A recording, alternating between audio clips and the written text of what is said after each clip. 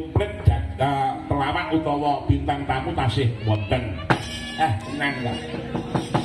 Nyuwun sik karo Waranggana.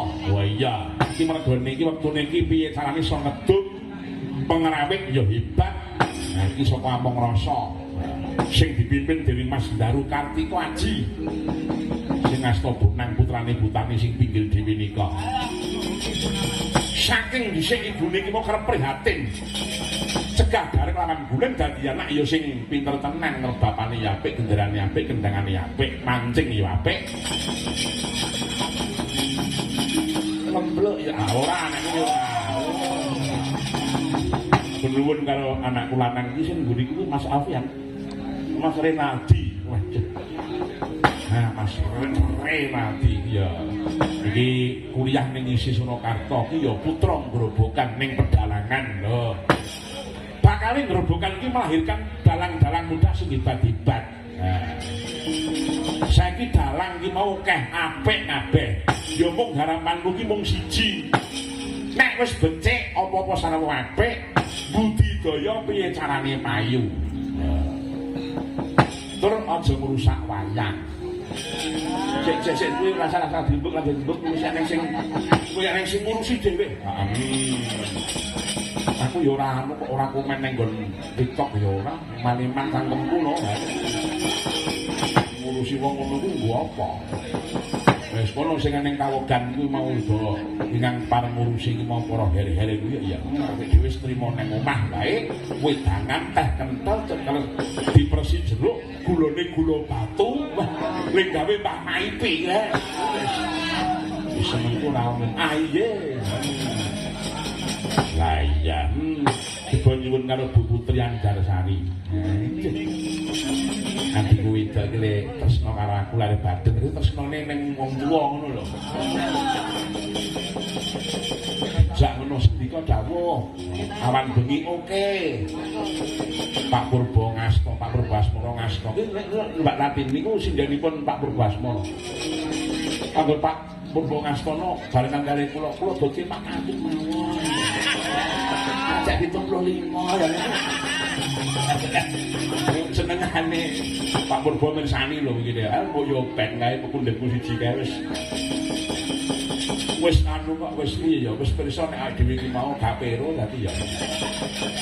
Jumeneng pelok-pelok.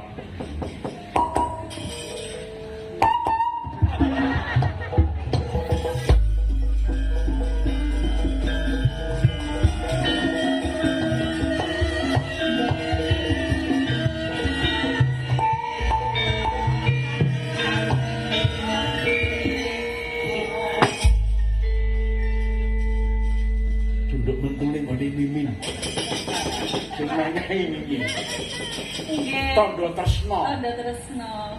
Tenan kok. Sing diweni mung kuwi tok yutani ya ora diweni. Boten. Bunda Ervina pun Sultani niku menawi panjenengan pripun dimestani, Mbak? Sinden bagaimana dan coraknya gimana? Utami menika sindenanipun bergas. Lugas.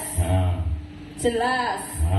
Tur nggih jeli. Nek jelas kuwi jeli gelas. Nek jeli. Ora salah. Karo wong tuwa nganyang-nyang. Sampun setahun menika ngagem kaca tinggal. Wong kaca tinggal iki men kok tutukune iki sing anu sing plus.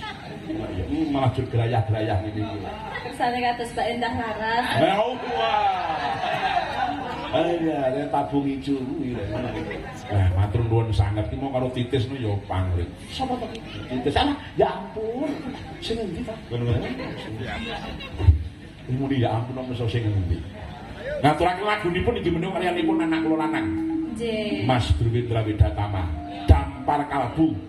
Iki ditujukan kepada seorang wanita yang tresnani. Oh, ngaten.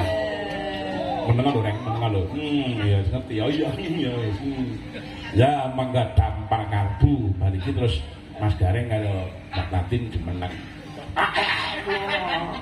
Iya mangga diaturke.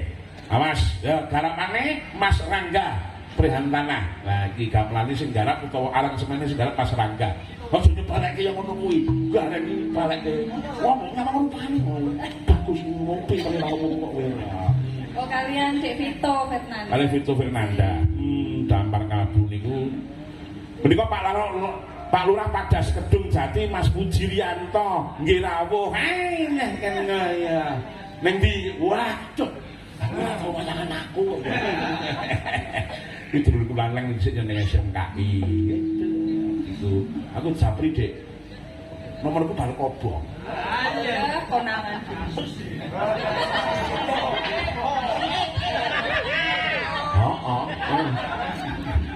Mas Palmo Manyaran tasih Juwan niku eksis, Mas Pardi Putu tasih eksis, Pak Widodo Padaan.